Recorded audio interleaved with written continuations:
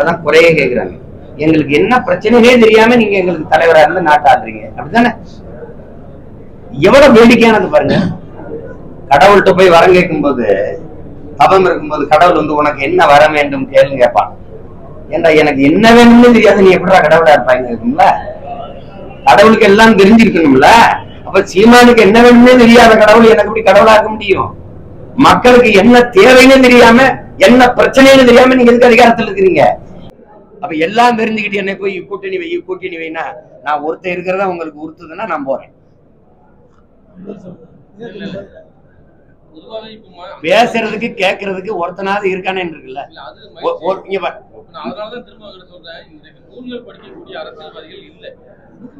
இல்லைன்னு சொல்லாதீங்க, இருந்தாங்க. இங்க பாருங்க ஆக சிறந்த வாசிப்பாளர்கள் என்னுடைய மாமா காளிமுத்து அவர்கள், என்னுடைய அண்ணன் வைகோ அவர்கள், எங்களுடைய ஐயா வைரமுத்து அவர்கள். பழைய தலைமுறை அவங்களுடைய எனக்கு தெரிஞ்சு அவங்கதான் புள்ளிவரத்தோட பேசுறாங்க அரசியல் கட்சிகள்ல. நிறைய நூல்களும் புத்தகங்களும் படிக்கக்கூடிய அரசியல் தலைவர்களும் நீங்களும் ஒரு ஆள். எல்லா புள்ளிவரங்களும் சொல்றீங்க, எல்லாமே தெரியுதுங்க. இன்னைக்கு கடந்து வந்த பாதையை பார்க்கும்போது நீங்க நிறைய டெவலப் ஆயிருக்க, பெர்சன்டேஜ் ஆஃப் ஓட்டு உங்களுக்கு இன்க்ரீஸ் ஆகிட்டு. ஆனா நீங்க ஆட்சிக்கு வரணும் அப்படிங்கிறது ஒரு முறை வாய்ப்பு தாருங்கள்னு தான் எல்லாரும் எலெக்ஷன். அந்த வாய்ப்பு உருவாக்குவதற்கு ஏன் அந்த கூட்டணி சிந்தனை நீங்க உங்க மனசுக்குள்ள வரல? அது நீங்க வந்தீங்கன்னா உங்களுடைய தொண்டர்களும் சரி மக்களும் உங்களுடைய ஆட்சியை பார்க்கணும்னு நினைக்கிறவங்களுக்கு ஏன் நீங்க ஒரு வாய்ப்பு உருவாக்கி? அதுதான் நீங்க தவறா சொல்றீங்க. நீங்க அது கூட்டணிங்கிறது அது ஒரு தற்கொலைக்கு சமம். கூட்டணிங்கிறது இங்க பாருங்க, ஒரு கொள்கையாளன் எப்படி எந்த கொள்கையை விட்டு எப்படி போவீங்க? குறைந்தபட்ச அரசியல் திட்டங்கள்னு எல்லா இடத்துலயும் குறைந்தபட்சம் எது? இப்ப நான் ஒண்ணு கேட்கிறேன், மதுவை ஒழிக்கணும். உங்ககிட்ட கேட்கிறேன், மதுவை ஒழிக்கணும். யாரோட சேர்ந்து ஒழிக்கணும்? ஊழல் லஞ்சத்தை ஒழிக்கணும். யாரோட சேர்ந்து ஒழிக்கலாம்? யாரோட சேர்ந்து ஒழிக்கலாம்? சரி, என் நிலத்தின் வளங்களை எல்லாம் பாதுகாக்கலாம். நீங்க வந்தாலும் எம் சாண்டு, நீங்க வந்தாலும் எம் சாண்டு. நீங்கள் வந்தாலும் ஆத்து மணல் அள்ளுவீங்க, நீங்க வந்தாலும் ஆத்து மணல் அள்ளுவீங்க. நீங்க வந்தாலும் கமிஷன் வாங்குவீங்க, நீங்க வந்தாலும் கமிஷன் வாங்குவீங்க. இந்த கட்சிகள்ல எந்த கட்சியோட சேர்ந்து நீங்க நாட்டுக்கு நல்ல ஆட்சி கொடுப்பீங்க? அதிகாரத்துக்கு வந்தா அப்படி என்ன ஒரு அதிகாரம் தேவை கிடக்குது? அதிகாரத்துக்கு தனிச்சு நின்று வர முடியாதுன்னு உங்களுக்கு சொன்னது யாரு? சொன்னது யாரு? இப்ப நான் ஆளல, என் தங்கச்சி ஆண்டுட்டு போறேன், என் தம்பி மகன் ஆண்டுட்டு போறான், எங்க பிள்ளை ஆண்டுட்டு போகுது. என் சிந்தனை ஏடா இருக்கும். இப்ப நீங்க பைபிள், பகவத்கீதை, குரான் எல்லாம் தந்தவங்க இருக்காங்களா? இல்ல. ஆனா அதன்படி நடக்கிறதுக்கு ஒரு பெரிய ஒரு மக்கள் கூட்டம் இருக்கு இல்லையா? நாங்க இப்படி ஆட்சி நடக்கும், எங்க தலைவர் எங்களுக்கு கொடுத்தது இருக்குது, எங்க முன்னோர்கள் தந்தது இருக்கு. இப்ப நீங்க சொல்றீங்கல்ல ஐயா, ஒரு இது புகார பற்றின்னு எங்க முன்னோன்னு சொல்லியிருக்கான் வள்ளுவர் பெருமகனார். குடிதழி கோலோச்சும் மாநில மன்னன் அடிதழி நிற்கும் உலகுங்கிறான். மக்களின் தேவை அறிந்து குறிப்பறிந்து சேவை செய்கிற அமைச்சை, மன்னனை மக்கள் போற்றி தொழுவார்கள், உலகம் போற்றி தொழுங்கிறான். அப்படி எல்லாமே இருக்கு. அதன்படிதான் இப்ப நான் பேசிட்டு இருக்கிறேன். நான் கிடையாது, என் முன்னோர்களினுடைய மிச்சம் எச்சம், அதன் வழியில நான் நடக்கிறேன். அப்படிங்கும் போது ஒரு கூட்டணி வச்சாதான் வெல்ல முடியுங்கிறது அது தப்பு. அது தான் எப்படி சொல்றது, தனித்துவத்தை இழந்து விட்டு ஒரு தலைமை உருவாகக்கூடாது. அது சரி வராது. என் முன்னவர்கள் செய்த வரலாற்று தவறை நான் செய்ய விரும்பல. அப்படிதான் வந்த எங்க ஐயா சி ஆதித்தனார், மாப்போசி, நான் பேசுற அரசியல தான் பேசினாங்க. கடைசியா இதே திராவிட கட்சிகள் எந்த கட்சியில எதிர்த்து அரசியல் தொடங்கினாங்களோ அந்த கட்சியை கூட்டணி வச்சாங்க. இது வலிமையா வந்த ஒரு தலைவர் எங்க ஐயா மருத்துவர் ராமதாஸ், அதுக்கப்புறம் எங்க அண்ணன் திருமாவளவன், அதுக்கப்புறம் ஐயா எங்க அண்ணன் வைகோ, அதுக்கப்புறம் ஐயா விஜயகாந்த். எல்லாரும் என்ன நாங்க எஜமா கோச்சுக்குறாரோன்ட்டு ஒரு தவறுன்னு தெரிஞ்சும் பேச முடியல. இப்ப இது தவறுன்னு நான் ஒருத்தர் இருக்கிறது உங்களுக்கு உறுத்துதுன்னா கட்சியே வேணாம்னு சொல்லிட்டு போன்மை ஒழிய சமரசம் செஞ்சு ஐயா கண்ணதாசன் சொல்றாரு பாருங்க, வாழ்க்கையில ஒரே ஒரு முறை நீ சமரசம் செஞ்சுட்டா உன் வாழ்நாள் முழுக்க நீ அதாண்டா செய்யணும். இப்ப நான் கூட்டணிக்கு போயிட்டேன், நான் முதலமைச்சரா ஏற்று என் கனவை நிறைவேற்ற என்னோட வருவாங்களா? நான் சொல்றேன், வேளாண்மையை அரசு பணியா மாத்துவேன், ஆடு மாடு வளர்த்தல அரசு பணியா மாத்துவேன், இந்த மீத்தேன் எடுக்கிற தீத்தேன் எடுக்கிற திட்டங்களை நிறுத்திட்டா ஆடு மாட்டு கழிவு மக்கிய இலைதளி கழிவுல இருந்து மனித கழிவுல இருந்து பயோகேஸ் தயாரிப்பேங்கிறேன். அது என் பூமிக்கு எந்த இடையூறும் என் காற்றுக்கோ நீருக்கோ நஞ்சாகாதுன்னு நான் தயாரிச்சு எவ்வளவு வேணாலும் நான் இந்த எரிகாற்றை எடுத்துக்கிறேன். வருவியலா? நிலக்கரி வேண்டாம், திருந்து விடுகிற வளம், அணுவுல வேண்டாம், அது பேராபத்து, அனல் மின்சாரம் வேண்டாம், காற்றாலைக்கும் சூரிய ஒளிக்கும் கடலறை மின்சார உற்பத்திக்கும் போவோம்ங்கிற வருவியலா? நீங்க ஆபத்தான திட்டங்கள் எல்லாம் அரசு வச்சுக்கிறீங்க, அணு உலையை வச்சுக்கிறீங்க, அனலை வச்சுக்கிறீங்க, பழுப்பு நிலக்கரியை வச்சுக்கிறீங்க. ஆனா சூழ்நிலைக்கு இயற்கைக்கு எந்த கேடும் தராத காற்றாலை இந்த காற்றாலையும் சூரிய ஒளியும் தனியார் கொடுக்குறீங்க. அப்ப எப்படி? இப்ப அணு உலையை நான் எதிர்த்து போராடும் போது அரசு கிட்ட இருக்கு என்னை குற்றவாளி ஆக்குற.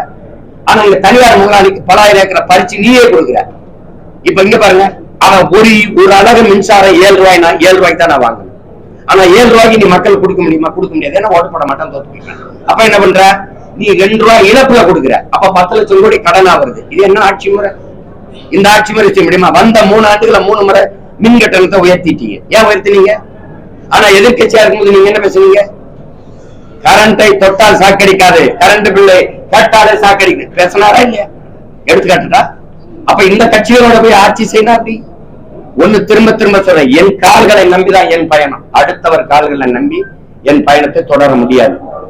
அடுத்தவன் தோல் மேல ஏறி நின்று நான் உயரமானவன் என்று காட்டுவதை விட தனித்து நின்று உண்மையான உயரத்தை காட்டுவதே மேன்மையானதுங்கிற கோட்பாட்டை படிச்சவன் நான். அதனால அது சரியா வராது. 20 நாடுகள் சுத்தி வளைச்சு தன்னை சூழ்ந்து நிற்கும் போதும் தனித்து நின்று சண்டை போட்ட வீர மறவன் பிரபாகரனின் பிள்ளைகள், இங்க இருக்கிற பிள்ளைகள். தனிச்சு நிற்பேன், என் மக்களை நம்பி நிக்கிறேன், என் மக்களை நேசித்து நிக்கிறேன். 8 கோடி மக்களை நம்பி 8 கோடி மக்களோடு சேர்ந்து நிக்கிற ஒரு அரசியல் கட்சி நாம் தமிழர் கட்சி. மக்களை அவர்கள் நம்பல, கட்சி தலைவர்களை நம்புறாங்க. நான் என் மக்களை நம்புறேன், நிக்கிறேன், தனிச்சு நிக்கிறேன், தனித்துவத்தோடு நிக்கிறேன். அதுல போய் கூட்டணி வச்சு அற்ப பதிங்க பாருங்க, தற்காலிக தோல்விக்காக நிரந்தர வெற்றி இழக்க தயாரா நான் இல்ல.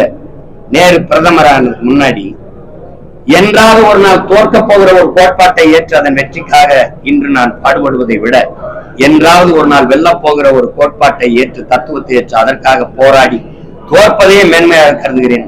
அது எனக்காக சொன்னதுதான். அப்படிதான் நான் எடுத்துக்கேன். நிறைவேற்றப்பட்டிருக்கா? எல்லா திட்டமும் நல்லா நிறைவேறுது அப்படின்னு அப்படி பேசக்கூடாது. குடும்பக்கார மாதிரி நல்ல காலம் பிறக்குது, நல்ல காலம் பிறக்குது. எப்ப பிறக்குது? எங்க எங்க பிறந்துருக்கு? இதெல்லாம் இருக்குல்ல. நல்ல ஆட்சி நடத்துறவருக்கு எதுக்கு விளம்பரம்? நல்ல ஆட்சி நடத்துறவருக்கு எதுக்கு? தாய்மார்களுக்கு 1000 கொடுக்க வேண்டிய தேவை, தங்கச்சிகளுக்கு 1000 கொடுக்க வேண்டிய தேவை, படிக்க போற தம்பிகளுக்கு 1000 கொடுக்க வேண்டிய தேவை. நல்ல ஆட்சின்னா நல்ல ஆட்சி கொடுக்கறோம்ட்டு நாடும் மக்களோ மற்ற கட்சிக்காரர்களோ சொல்லலையே. ஆட்சியில் இருக்க அவங்களே மறுபடியும் சொல்லிக்கிட்டு இருக்காங்கன்னா அது எப்படி? நீங்க நீண்டு கவனிங்க, நீண்டு ஆழ்ந்து பாருங்க. இங்கே சேவை அரசியலோ செயல் அரசியலோ கிடையாது, வெறும் செய்தி அரசியல் மட்டும்தான். 15 லட்சம் குழந்தைகள் பயன்பெறுவார்கள் காலை உணவு திட்டத்தில். அதுக்கு விளம்பரம் செஞ்ச காசுக்கு சோறு போட்டுக்கலாம். செப்டம்பர் 16 மகளிருக்கான ஊக்கத்தொகை கொடுக்கப்படும் ஜனவரியிலிருந்து விளம்பரம் செய்வீங்க. இது சேவை அரசியலா, செயல் அரசியலா, செய்தி அரசியலா? நீங்க போற இடங்கள்லாம் உங்களுக்கு வரவேற்புன்றீங்க. உங்க மனச்சான்று இருந்தவங்க இப்படி கை வச்சுக்கிறீங்க. சொல்லுங்க. நீங்க காசு கொடுத்து 200 ரூபா கொடுத்து தட்டுல பூ வாங்கி வச்சு வண்டியில இறக்கி விட்டு எங்க தாய் தந்தையர்களை எங்க சொந்தங்களை எல்லாம் தெருவில் நிக்க வச்சு அவர் வரும்போது கை காட்டுங்க, கும்பிடுங்க, பூ போடுங்க நீங்க சொல்லல? தன்னெழுச்சியா மக்கள் உங்களை பார்க்க ஃப்ரெண்ட் ஓடி வராங்களா? நல்ல ஆட்சி கொடுத்தா மக்கள் அந்த தலைவனை சந்திக்க ஓடி வரணும் இல்ல? நல்ல ஆட்சி கொடுக்கிற ஒரு ஆட்சியின் தலைவனுக்கு எதுக்கு வாக்கு காசு கொடுக்க வேண்டிய நிலைமை இருக்கு? நல்லாட்சி கொடுக்கிற தலைவர் பேச வரும்போது மக்கள்கிட்ட எதுக்கு கூட்டத்துக்கு 200 ரூபா கொடுத்து கூட்டிட்டு வர வேண்டிய தேவை இருக்கு? இதெல்லாம் நல்லாட்சியில வருதுங்களா ஐயா? நல்லாட்சி இருக்கும்போது தீபாவளி, பொங்கல் இந்த மாதிரி முக்கியமான தமிழ் இந்த பண்டிகை காலங்கள்ல மக்கள் தங்கள் வாழ்விடங்களுக்கு போறதுக்கு பேருந்து இல்லாம தனியார் முதலாளிகள்கிட்ட வாடகைக்கு எடுக்க வேண்டிய தேவை வந்தா அது நல்லாட்சியில வருவாங்க ஐயா? எதுல வருது? 4500 கோடி ஒதுக்கணும் நீங்க. 4000 கோடி 4500 கோடி ஒதுக்கணும் நீங்க மழை நீர் கழிவு நீர் வழிந்து ஓடுறதுக்கு. நேற்று தான் ஆட்சிக்கு வந்திருக்கீங்களா? முதல் முறையா திமுக ஆட்சிக்கு வந்திருக்கா? எத்தனை முறை ஆட்சியில் இருந்திருக்கு? ஒரு சின்ன நகரம் தானே தலைநகர் சென்னை. அதுல மழைநீர் கழிவு நீர் வடிந்து ஓடுற காவாயை ஒரு நிரந்தரமா அவர் கொண்டு வந்திருக்க முடியாதா? இப்ப 4000 கோடிக்கு நீங்க கட்டமைச்சிட்டோம்னு சொன்ன போது அப்ப எதுக்கு படகு 1500 படகு இறங்குதாங்க? எதுக்கு ஆயிரக்கணக்கான நீர் இறைப்பு எந்திரங்கள் எதுக்கு வருது? டிராக்டர்ல விசை எந்திரங்களை வச்சு எது கொண்டு வந்தீங்க? அப்படின்னா கட்டமைக்கல. இது நல்லாட்சியில வருதா? அரசு பள்ளிக்கூடங்கள் மாடி இழிஞ்சு விழுந்து குழந்தைகள் காயம்படுது நல்லாட்சியில் வருதா? 300க்கும் மேற்பட்ட பெண் குழந்தைகள் மரத்து நிழல்ல படிக்கிறாங்களே அரசு பள்ளிக்கூடங்கள்ல, இதெல்லாம் நல்லாட்சியில வருதா? தீபாவளிக்கு சரக்கு வியாபாரத்தை கூட்டணும், டாஸ்மார்க்ல 3000க்கும் மேற்பட்ட கூடுதல் கதவுகளை திறந்தீங்களே, இதெல்லாம் நல்ல ஆட்சியில வருதாங்கய்யா? என்னங்க ஒண்ணும் பேச மாட்டீங்க? நான் பேசிக்கிட்டே இருக்கலாம், இன்னைக்கு மாலை வரைக்கும் பேசிட்டு இருக்கலாம், அதுக்கே நேரம் பத்தாது. சொல்லிக்கிட்டே இருக்கட்டா? நல்ல ஆட்சிங்கிறது நாடு மக்களும் சொல்லணும். அதுக்கு ஒரு தலைவர் தான் சுந்தரம்னு ஒரு இயக்குனர் வந்து நம்ம செய்த சாதனைகள்லாம் நீ படமா எடுத்து போட்டு காட்டலாம், திரையரங்குல நீசுரில் மாதிரி வெளியிடலாம் ஐயா அப்படின்னா. அப்படியா? என்ன பண்ணிட்டோம் ஐயா? பள்ளிக்கூடம் கட்டியிருக்கோம்யா, அப்புறம் ரோடு போட்டுக்கோம்யா, அப்புறம் அணையெல்லாம் கட்டியிருக்கோம்யா, அப்புறம் இதெல்லாம் பண்ணிருக்கோம். சரி, பள்ளிக்கூடம் கட்டணும், அதுல என்ன பண்ணுது? பிள்ளைகள்லாம் படிக்குது. அணை கட்டியிருக்கோம், ஆமா கட்டியிருக்கோம். அதுல என்ன பண்றாங்க? விவசாயம் எல்லாம் பயன்படுத்துறாங்களா? ஆமாங்க பயன்படுத்துறாங்க. சரி, ரோடு போட்டுக்கோம், அதுல சனம் போகுதா? போகுது. அதுக்கு எதுக்கு படம் போட்டு காட்ட போற? அதான் பயன்படுத்துறாங்க மக்கள், ஜனத்துக்கு தான் தெரியும்ல. அது நம்ம தான் கட்டணும், அதை பயன்படுத்துறோம்னா படம் போட்டு காட்ட போற கர்மம். அந்த படம் எடுக்க எவ்வளவு செலவாகும் ஐயா? 2 லட்சம். ஐயோ, அந்த 2 லட்சத்துக்கு நான் இன்னும் 10 பள்ளிக்கூடம் கட்டு பிள்ளைகளை படிக்க வச்சிருக்கேன், போ சனிய. இப்படி ஒரு தலைவர் தான் காமராஜ்னு எங்க தாத்தா. அவனே சொல்லல நான் நல்ல ஆட்சி கொடுத்துக்கிட்டு இருக்கேன்னு. ஐயா, நல்ல ஆட்சி கொடுக்கிறவன் சொல்ல தேவையில்லை, அது மக்களுக்கு தெரியும். கிண்டியில இன்னைக்கு வந்து நூற்றாண்டு மருத்துவமனைக்குள்ள போய் ஒரு மருத்துவரை கத்தியால இந்த ஆட்சியில தான் நடக்குது பாருங்க. இப்போ இந்த மாதிரி ஒரு மருத்துவர்கள் மருத்துவமனைகளுக்கு தாக்கப்படும் போது மருத்துவர்கள் என்ன பாதுகாப்பு இருக்கும், அவங்க எப்படி இந்த மருத்துவ பணிக்கு எப்படி துணிஞ்சு வருவாங்கன்னு பாருங்க. இது முதல் சம்பவம் இல்லைங்க, 2-3 நிகழ்வுகள் இது மாதிரி நடக்குது. அப்படிங்கும்போது மருத்துவர்களே அச்சப்படுவாங்க பாருங்க. அதனால இல்ல ஒரு சொல்லிக்கிறேன், கூட்டணி என்பது எனக்கு சரிப்பட்டு வராது. நான் இங்க பாருங்க ஒரு பெரிய கனவு கொண்டிருக்கேன். அதை நாங்க வந்து செய்யும் போது இப்படி பாருங்க, தனித்திறன் கல்விக்கு முன்னுரிமை. அது என்ன தனித்திறமைன்னு பேசிக்குவா. ஒரு நேர்மையான ஆட்சிக்கு வரும்போது ஒரு அப்பா நல்லா இருந்தா தன் பிள்ளைகளையும் நல்லவனா வளர்க்கணும்னு நினைப்பான். ஒரு அப்பன் கேடு கட்டவனா இருந்தா அதை பத்தி கவலைப்பட மாட்டான். ஒரு நேர்மையான தலைவன் வந்து ஆட்சி ஆளும் போது தன் மக்கள் சரியா இருக்கணும்னு நினைப்பான். ஒரு நேர்மையற்றன் வரும்போது தன் மக்களையும் நேர்மையற்றவர்களாக ஆக்க வேண்டிய தேவை இந்த தலைவர்களுக்கு இருக்கிறதுனால நீங்க என்னை கேள்வி கேட்கிற எந்த தகுதியும் இல்லாம உங்களை ஆக்க வேண்டியது. அதனால நான் அடிக்கிற கொள்ளையில நான் வாங்குற லஞ்சத்துல உங்களுக்கு பங்கு தரேன். அதுதான் ஓட்டுக்கு நோட்டு விளங்குதுன்னு நினைக்கிறேன். அப்ப ஒரு நேர்மையற்றவன் என்ன பண்றான்? நாட்டு மக்களையும் நேர்மையற்றவன் ஆகிறான். இதாங்க இருக்கிற பேராபத்து. ஒரு தலைவன் என்பவன் தான் தான் இந்த விடுதலையை பெறுவேன்னு கூடாது, நான் தான் அதை செய்வேன் கூடாது. எனக்கு பின்னாடி வர்ற தலைமுறை இதை செய்யுங்கிற நம்பிக்கை கொண்டவனா இருக்கணும். அப்படிதான் எங்க முன்னவர்கள் இருந்தாங்க. அதனால எங்க காலத்தில் வென்றால் மகிழ்ச்சி, இல்லைன்னா இன்னொரு தலைமுறைக்கு கையளிக்கிறான், அவ்வளவுதான். இது ஒரு தொடர் ஓட்டவர்களே ரேஸ். அவன் ஓடி வரான், ஒரு சுடரை என் கையில கொடுக்குறான், நான் ஓடுறேன். முன்னவர்கள் சுடர் எடுத்து தோள்கள்ல கால்கள்ல வலு இருக்கிற வரைக்கும் ஓடுறேன், இல்லையா இன்னொரு தலைமுறைக்கு கடத்திட்டு சாகுறேன். அவன் ஓடுவான், அவ்வளவுதானே. இதுல போய் அவரோட நில் இவரோட நில்லுன்னா சரி, யாரோட போய் நிக்கிறது? சரி, ஐயா எடப்பாடி கிட்ட போயிட்டேன். போய் எடப்பாடி ஐயா ரொம்ப நல்லவர், ஊழலற்ற ஆட்சி தந்தார், இவரோட நின்று இவருக்கு வாக்கு செலுத்துங்கன்னு ஓட்டு கேட்டு திருப்பி அவர் சரியில்லைன்னு நம்பிச்சிருவேன். நான் என் மக்களுக்கு முன்னாடி இல்ல பிஜேபியோட போயிட்டோம் என்ன சொல்லுவோம், இல்ல காங்கிரஸோட போயிட்டோம். எந்த கட்சியோட போகலாம்? காங்கிரஸோட போயிட்டா எனக்கு காவிரி நதி நீர் வந்துருமா? இல்ல பிஜியோட போயிட்டா கச்சத்தீவை மீட்டுருமா? இல்ல காவிரி நதி நீர் வந்துருமா? அது கோயிலை விட்டே வெளியில வராது, என் குடிசைக்கு வருமா? வருமா சொல்லுங்க. அது சாமியை பத்தி பேசும், நான் வாழ்ற பூமியை பத்தி பேசுவேன். என் மலையை வெட்டி மணலை என் தாயின் மாற எடுத்து விற்கிறானே, என் பூமி தாயின் மாற நான் துடிக்கிறேனே, இவ யாராவது துடிப்பாங்க? அப்புறம் சரி, தாமிரபரணி ஆறு நஞ்சாயிருச்சு, நஞ்சாக்குனது யாரு? யாருடைய ஆட்சியில? இயற்கையின் அரும்பெரும் கொடையை பூமி தாயின் ரத்த நாளங்களை நீங்க நஞ்சாக்கிட்டீங்களே. 81 விழுக்காடு விஷமாயிடுச்சு. இப்ப என்ன இருக்கு எங்களுக்கு? இப்படியே என் பிள்ளைகளை விட்டு போட்டுமா? இப்படியே விட்டு போட்டுமா? அந்த நஞ்சு உலகத்துல கந்தக துகளை சுவாசிக்கிறோம். இது இப்ப ஒரு போத்தல்ல தண்ணி இருக்கு, அது குடிக்கிற திறன்ல இருக்குன்னு யாரு எனக்கு உறுதி தருவா? யாரு தருவா? மருத்துவ சான்று இருக்கா? இல்ல ஐஎஸ் முத்திரை இருக்கு, அதுல இருக்குதா? ISI முத்திரை இருக்குதா? அரசு கையெழுத்து இருக்குதா? யார் அந்த முதலாளி? தண்ணீரில் மனித ஆற்றலுக்கு, மனித உடலுக்கு ஒரு ஆற்றல் தேவைப்படுது. அதுதான் மினரல்னு ஆங்கிலத்துல பேரு. அதுல கண்ணுக்கு தெரியாத பல கோடி நுண்ணுயிர்கள் இருக்கு. பாக்டீரியாக்கள், பூஞ்சைகள், காளான்கள். அதுதான் மனித உடலுக்கு ஆற்றலை தருது. நல்ல கவனிங்கய்யா. அதை இவன் சுத்திகரிக்கிற பேர்ல கொல்றான். எந்த மினரலை கொல்றானோ கொல்லிட்டு அதுக்கு பேர் வைக்கிறான் மினரல் வாட்டர். இப்ப அது தாகணிக்கும். ஆனால் தண்ணீரால் என் உடலுக்கு வரக்கூடிய திறன் கிடைக்குமானா இல்லை. இதை யாராவது மறுக்கிறாங்களா? மருத்துவர் யாராவது மறுக்கிறாங்களா? இல்ல யாராவது ஆய்வறிஞர்கள் யாரும் சொல்றாங்களா? எல்லா இடங்களும் சிக்கல்.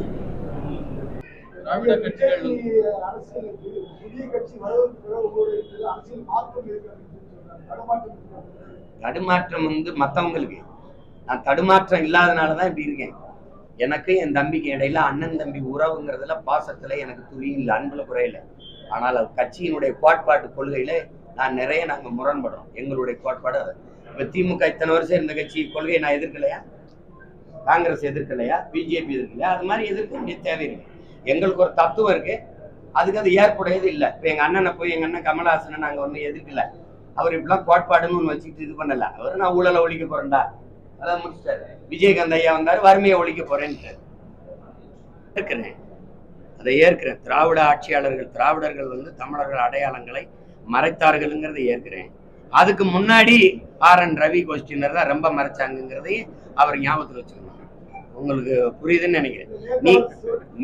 நீங்க எங்க பாட்டன் வஉசியை மறைச்சு வல்லபாய் பட்டேலை தூக்குனது யாரு? நீங்க தான். எங்க முன்னோர்கள் பூலித்தேவன், தீரன் சின்னமலை, அழகுமுத்து, மருதுபாண்டியரு, புரியுது, வேலுநாச்சியார் பாட்டி, இந்த மாதிரி எங்க முன்னோர்கள் இருக்காங்களா? பெரும்பிடுகு முத்தரையரு, சுந்தரலிங்கனாரு, வெள்ளையத்தேவர், எங்களுடைய வீர பரம்பரையை மறைச்சு நீங்க மன்னன்னாவே, வீர மன்னன்னாவே எங்க வரலாறு எங்க கொண்டு வந்தீங்க? இந்த என்ன சொன்னீங்க? மராட்டிய மன்னன் சிவாஜின்னு போட்டீங்க. சிவாஜினா வீர சிவாஜி. நாங்கெல்லாம் சோர கூட்டம். வீர பெண்ணுனாவே சான்சி ராணி. எங்க பாட்டி பிறந்து இறந்து 85 வருஷம் கழிச்சுதான் அந்த மணிக்கரணைங்கிற பெண்ணே பிறக்கிறான். வரலாற்றுல எப்படி எழுதிச்சா? நான் புத்தகத்தில் படிக்கும்போது படிச்சேன், தென்னாட்டின் சான்சி ராணி. இப்ப நான் தான் சொல்றேன், டேய் எழுதுறா இங்க, அவளை வடநாட்டின் வேலை நாச்சியாரு, பைத்தியக்காரப்பா அப்படின்னு நம்ம சொல்றோம். நீங்க தான் முதல்ல அந்த வேலையை ஆரம்பிச்சீங்க, இவன் அதை தொடர்றான். அதனாலதான் நாங்க ஆரியமும் திராவிடமும் ஒண்ணு அப்படிங்கிறோம். 2 பேரும் ஒண்ணுதான். 2 பேருமே தமிழர்களுக்கு, தமிழுக்கு எதிரானவர்கள். தமிழர் அடையாளங்களை, தமிழ் மொழியை, தமிழரின் தொன்மத்தை, தமிழரின் பண்பாட்டை, தமிழரின் வழிபாட்டை சிதைத்து அழிப்பார்கள். அவர் பேசும்போது கூட கூலித்தவருடைய இதை அந்த வரியை சொல்லவே இல்லை. அவருக்கு ஏங்க நீங்க நம்மள 50-60 வருஷம் ஆண்டவனே பேச மாட்டேங்கிறேன். அவன் ஏதோ 5 வருஷத்துக்கு இருந்துட்டு போற ஒருத்தரை போய் பாத்தீங்க. அவருக்கு என்ன தெரியும்? பாவம். அவராவா படிக்கிறாரு, யாரோ எழுதி கொடுக்குறான், அது வாட்சி விட்டு போறாரு. அவரை போய் குறை சொல்லிக்கிட்டு இருக்கீங்க. பெர்மனன்ட் ஸ்டாப்ப பேசுங்க, டெம்பரவரி ஸ்டாப்ப பேசிக்கிறீங்க நீங்க. என்ன